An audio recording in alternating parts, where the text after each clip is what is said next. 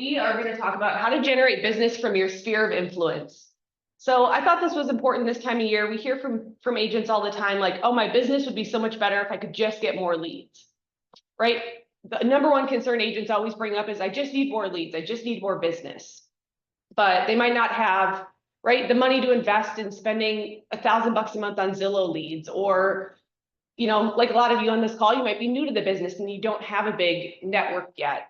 But I think we sometimes underestimate our sphere of influence because we think, oh, these people already know I'm in real estate, and if they needed something, they'd reach out, right? Anybody else been guilty of that? Yeah. Or these people already know, like, and trust me, so I need to spend my time trying to get business from people who don't already know me, right? And we're running around like crazy. We're trying to generate leads online. We're doing social media.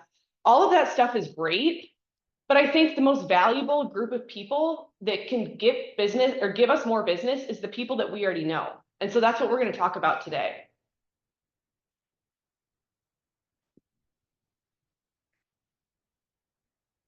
This is why this matters, right?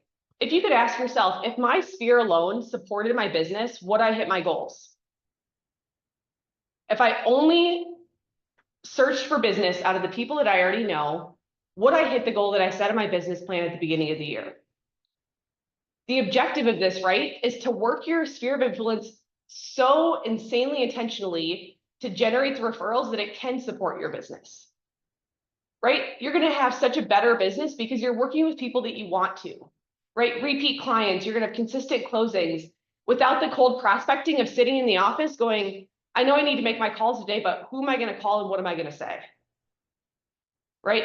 Again, if you're like me, you've sat in the office before and you go, I need to go generate more business, but I have no idea where to start. Right? Start with the people that you already know. This is why your sphere should and probably can support your business. Right? These are all statistics from studies that have been done, but 67% of buyers only interview one agent. And the agent that they interview and end up working with is often someone they were referred to by somebody that they know and trust. Right? I'm working with a buyer, you know, young family, first-time buyers, had never been even considering buying real estate, just had a baby. So she went to work and said, hey, I think we want to buy a house. Do you know any agents? This girl, who's a friend of a friend, said, yep, you've got to call Reagan. So they called me. I got them under buyer agency. We've written a couple offers. We're out there looking for their house, right? They didn't go out to the internet. They didn't look around. They didn't interview 10 different people to figure out who they were going to work with. She went to somebody she trusted at work and said, I need you to refer me to an agent that you know would take good care of us. And they called me. Right? 82% of transactions come from those referrals. It's either repeat business of people you've already worked with who would be included in your sphere, you know, referrals from past clients and people in their sphere as well. Right? 82% of all transactions start by somebody referring them to an agent. And here's the other important thing about your sphere, right? You might have clients that you sold a house to last year who you know are going to be in that house for the next 20 years. And so you think to yourself, I don't need to do a lot to market to them. They're not going to buy or sell again for 20 years, so they're worthless to my business. That's the wrong way of thinking, right? The average person knows 5 to 7 people who are going to move every single year. Imagine again, if you were so intentional about reaching out to the people in your sphere and all of those people knew 5 to 7 people who were going to move this year. And I don't care if your sphere is 20 people or 50 people or 500 people. If you're intentional in the way that you reach out to the people that you know and the people that already know, like, and trust you, times that by 5 to 7. Again, if you get really, really good at marketing to your sphere, the exponential amount of transactions you can do every single year are there. And next year, they're going to know 5 to 7 more people that are going to move. And this last statistic kills me. We've talked about it before, right? But only 11% of consumers remember their agent's name after 1 year if you haven't been regularly following up with them. We see this all the time too. We see people come in to drop off earnest money checks. And I say, what agent are you working with? And they go, let me look at my phone, right? Sometimes people in the middle of a transaction can't even remember their agent's name because they do a poor job at following up with them. So if you take all of your clients in the last 1, 3, 5, 10 years and figure out, hey, I haven't reached out or talked to this person or marketed to them, there's only an 11% chance they even remember who you are. There's a huge opportunity to generate more business and to strengthen your relationships by really doing the bare minimum. And so if you've got paper in front of you, or you want to, reference this training later, I think it's important. I want you to calculate your sphere of influence closing ratio. This is going to be really important to help you figure out how much more you need to do or how many more people you need to add to your network to have a sphere that supports your business on its own. So it's a simple calculation, right? How many people are in your sphere and how many transactions did you close from them in the last 12 months? What would you consider a sphere in this case? If I was doing this, my sphere would be, past clients, people in the community that I've networked with, friends and family, people in my neighborhood. Again, your sphere is just kind of an all-encompassing group of people that already know who you are. So again, some of the different coaches in the industry have you create a top 50 list or a top 100 list, right? You could do the same thing here. Take this group of people that know, like, and trust you, divide it by how many transactions you closed from that group, whether they bought or sold personally or they referred you business. And that's how you can calculate your sphere closing ratio. So let's say in this example, right, you have 200 people in your sphere, you close 14 deals off of them, your closing ratio is 7%.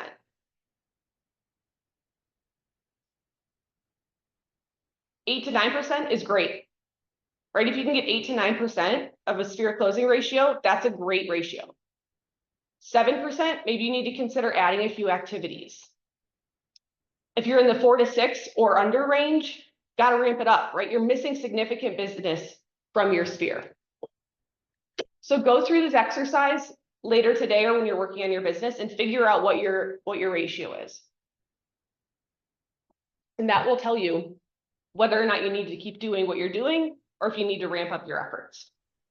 Reagan, can I have you go back a slide?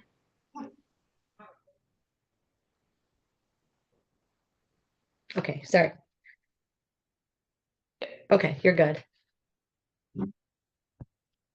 Thank you. Right.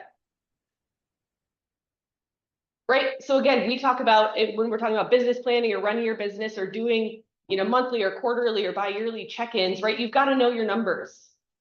We always say you can't improve what you don't track. So once you figure out your closing ratio and figure out where you want it to be, right? If your business plan at the beginning of the year said, I want to close 20 deals, do that exact same calculation, but work backwards, right? If you want your closing ratio to be 10% and you want to do 10 closings, you need 100 people in your sphere, right? You got 3 pieces of the puzzle here. Figure out what your numbers need to be to make sure that you're building a sphere of influence that's going to support your business on its own. Now, here's the great thing about this, right? If you have a sphere that's already supporting your business where you want to be, you're going to exceed your goals because other stuff is going to pop up, right? You're going to get open house leads. You're going to get internet leads. You're going to get random people reaching out to you who want to work with you. That's above and beyond, right? That's just padding your numbers and increasing your business over what you've already, set as your goal. This is the fun part, right? Evaluating your current sphere. Where is it? Who is it? How often am I checking in with them? Right? So Riley asked who should be in this group, right? Past clients. These are people you've already worked with. They already know your value. You've already helped them achieve the success that they were looking for in real estate and hopefully did it at a really high level. And so these are people that know that they can send business to you because you're going to treat their people the same way that you treated them. Family and friends, this should be a no-brainer. They should know, like, and trust you, but they're a critical part of your sphere. Community contacts, right? People that you volunteer with, people that you sit on boards with. If you've got kids in school, they're coaches, they're teachers, other business owners in your network.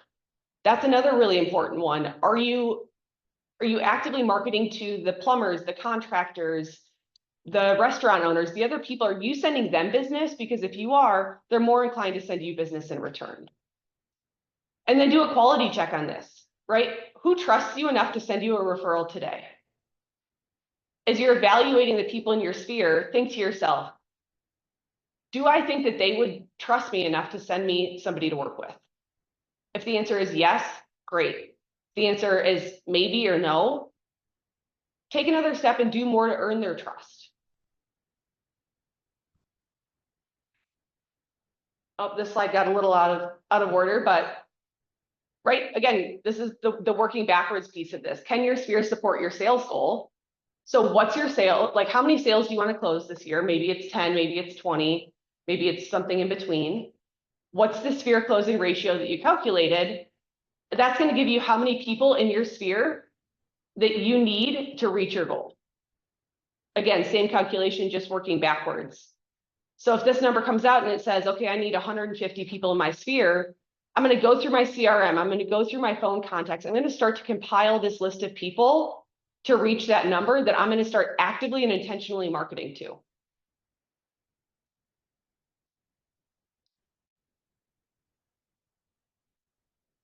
And as you start to reach out to these people more and market to them more, you've got to strengthen your relationship, right? You never want to be the agent that's just calling 100 people asking for something, right? That's not a good relationship. That's called manipulation. So increase your touch points with people in your sphere. Personalize texts, make calls, drop by with small gifts. Interact genuinely on social media by commenting and congratulating, right? I say to you guys a lot, I've got some room for improvement on my own social media game, but just interacting with people in my sphere, past clients on social media, has gone a long way with me. I've got a client that I sold their house and they bought another one through me probably 4 or 5 years ago. Haven't been great at the general marketing and reaching out to them, but we're friends on Facebook, and so I comment on her kids' birthday posts, their holiday posts, different stuff that they're doing, right? They just reached out to me last week and said, hey, we're thinking about finding a house with some land. We'd love to work with you again. So even doing the smallest things like commenting on a social media post can, again, keep you top of mind in a relationship and interacting with people in your sphere. Again, something we talk about often is providing value, right? If you're leading with a service-first mindset and sharing value to the people in your sphere, they're going to appreciate that and they're going to return that favor. Maybe it's market updates, home maintenance tips, celebrating birthdays, promotions, anniversaries, home anniversaries. It takes 30 seconds and a stamp to send a card in the mail. If you know your clients' birthdays, Bold Trail has a great feature where you can set it up. It'll send them an email and a text on both their birthday and their home anniversary. Spend a little bit of time to set that up, and this stuff is done for you. And then are you hosting events? These don't have to be big, really high-produced client events, but what are you doing to get back in front of your people and show them appreciation?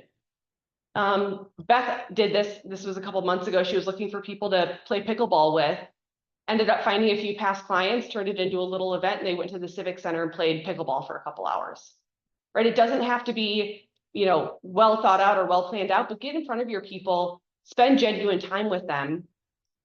And if you are going to host any sort of event, encourage them to bring friends, right? Hey, I'm throwing this client appreciation event. If you know anybody else who's interested in real estate, feel free to bring them along. They're now silently referring you business, because they're telling you, hey, I'm going to bring this person to an event that's interested in real estate. Now you can start marketing to them. And as always, guys, we've got to have a plan for this, right? We can't just say, I'm going to start reaching out to my sphere and I'm going to calculate my closing ratio and figure out how many people, put them into my database and then let it sit there. Have a systematic plan, use automation, and allow the work to be done for you. But do it on a monthly or weekly basis. So if you've got 100 people in your sphere, try to make at least 2 personal touches to them every 90 days. It might seem like a lot kind of at high level, but I promise you when you put a plan in place and figure out, hey, these are the 2 people I'm going to call today, and I'm going to call them again in 90 days, it really is not that difficult. And track your interactions in a CRM or a spreadsheet so that you know, hey, this was my last interaction with this client or this person. I need to follow up with them. I haven't talked to them in, 6 months. What's your strategy for asking for referrals? I'll share some creative ideas here. I know we all hate to be the person who our business card or email signature says, a referral is the biggest compliment I can get. Please let me know who you know that wants to sell or buy real estate. Right? It's kind of an outdated strategy. It feels a little cheesy. But the better you can get at these scripts, you can make asking referrals feel like a normal part of casual conversations.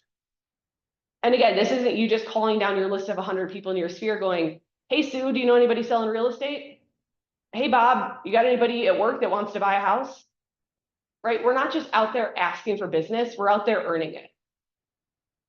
And treat your sphere like a geographic farm that needs nurturing. Right? The more consistent you can be at this, and the better your system is able to repeat itself over and over again in a timely fashion, you're going to be able to get predictable results. Right? You'll be able to see, hey, I know if I call my people every 90 days, my referral, my number of referrals I'm receiving is going to go up to X. I know I can confidently count on 5 referrals coming from my sphere every single quarter if I do these tasks that I put in place. Systemize everything. And so if you don't want to feel like the cheesy agent who's just calling and saying a referral is my biggest compliment, blah, blah, blah, blah, blah, right? Here are some creative ways to ask, right? Ask for a favor. People love to help each other out. And so this one works really well. Hey, I'm working on a personal goal to help 10 more families this year. If you hear anyone mentioning a move, would you do me a huge favor and send them my way? Yeah, sure, I'd love to. That's awesome. You were great to work with. I'd be happy to do that. Right? Value add events. Again, leading with value. Maybe you host a home health check or a real estate 101 night. When you invite these people, again, include, if you know anyone else who could use this info, feel free to bring them along. I'm here to help everybody. Right? Leading with gratitude. You've been such a huge supporter of my business. If you ever know someone I can help, I'd be honored to take great care of them, just like I have for you. Right? People want to feel appreciated. This one really works on that. The reverse networking. Right? This is great for other people in the industry that aren't agents. Again, your plumbers, your contractors, electricians, other business owners. Hey, I'm making a list of trusted local pros to refer to my clients. Do you know anyone awesome? Can I put you on my list? Can I send you business? Also, if you know anyone needing real estate, I'd love to be your go-to as well. Right? I'll send my people to you if you send your people to me. It's an equal trade and people love to do that. The let's build together strategy. Again, allowing your people in your sphere to help you build your business in an authentic way, right? I'm building my business mostly through people I trust instead of advertising to strangers. Everybody could appreciate that, right? If you know somebody moving, would you introduce us? Right? Let's work together. Maybe you want to do a friends and family program. I've seen agents kind of all across the country do something similar to this, right? I'm rolling out a friends and family program. Anyone you refer to me, they'll get priority in scheduling, right? Just tell them you're part of my VIP circle. Figure out what that friends and family program looks like. Maybe you offer to pay for a home warranty for anybody that's referred into you. You can be creative with this one, but again, it makes people feel like they're part of something that's exclusive and they want to work with you. Doesn't this feel better than just asking for somebody to send you business? It's just a more authentic and genuine way to help build your business with the people that already know, like, and trust you. This is critical, right? And we're all probably a little bit guilty of this. This is hey, everybody I know knows that I'm in real estate. They should know that I want to grow my business. They should know that I want to do more transactions. So don't make assumptions about people in your sphere. Again, I'm sure we've all been burned by seeing somebody go buy a house with a different agent going, what the heck? I know that person really well. That guy's a good friend of mine. I don't know why they didn't choose to work with me, right? Because you made an assumption that they were going to call you. You did nothing to go out and create value and build that relationship. The hard truth is most people don't think about real estate until they're 30 seconds into wanting to buy or sell a house. They also don't think about you that often. Again, maybe a hard truth to accept, but you've got to put yourself top of mind to them so that when they are ready to buy or sell, or they know somebody who's ready to buy or sell, you're the one that they think of. Another pitfall, right, is that selfish outreach, only reaching out to your people when you need something. Nobody wants to have a friend or a partner like that, right? They only reach out when they need something, and all you do, or all you feel like, is, you know, a cog in the wheel. So if you lead with value without constantly asking, right, you're going to build a stronger relationship, and that trust is going to grow. And the third one, right, random marketing. This is why it's so important to build a system so that things are done on a consistent timeline. Sporadic, inconsistent contact doesn't build trust, right? Random acts of marketing yield random results. Put a plan in place that you can repeat over and over and over again, and that you can track. So you know, is my effort, is my time, are my resources going to something that's paying off? Or am I just throwing spaghetti at a wall hoping something sticks? So avoid these three things as you're trying to build your business through your sphere. And here's your action steps for today, right? First, we're going to calculate our closing ratio. And then we're going to set our 90-day goal. How many transactions do I want to go get from my sphere in the next 3 months? Could be 1, it could be 3, 5, 10, whatever that looks like for you, depending on how big your sphere is. But start with 1. Hey, I've got this list of my top 50 people. Here's the plan and the system I've put in place to reach out to them in meaningful ways, to ask for business and to ask for referrals. I'm going to try to generate 1 transaction in the next 90 days. Right? Commit to that follow-up system, choose your tools, use your CRM, use the automation, allow it to work for you. Right? Bold Trail is incredible. You can set up a system where you can log into the system every single day, and it'll tell you, hey, good morning, Reagan. Here's the 5 people you need to call today. Done. I do it again tomorrow. Here's the 5 people you need to call today. Done. Right? I don't have to think about it. Use AI if you don't know what to say. Hey, I need to reach out to people in my sphere. Can you give me a quick script of what to say when I call them? Right? It'll kick it out for you. This stuff is so simple. You don't have to think about it. You don't have to recreate the wheel. You just have to put the system in place to make sure the work gets done. And here's my challenge for you today. I want you to reach out to 5 contacts before the end of the day. Again, don't go call 5 people and ask them for business right away. But call 5 people. Tell them you were thinking about them. Tell them you appreciated working with them. Check in to see how they're doing. Maybe today's their birthday. Call and wish them a happy birthday.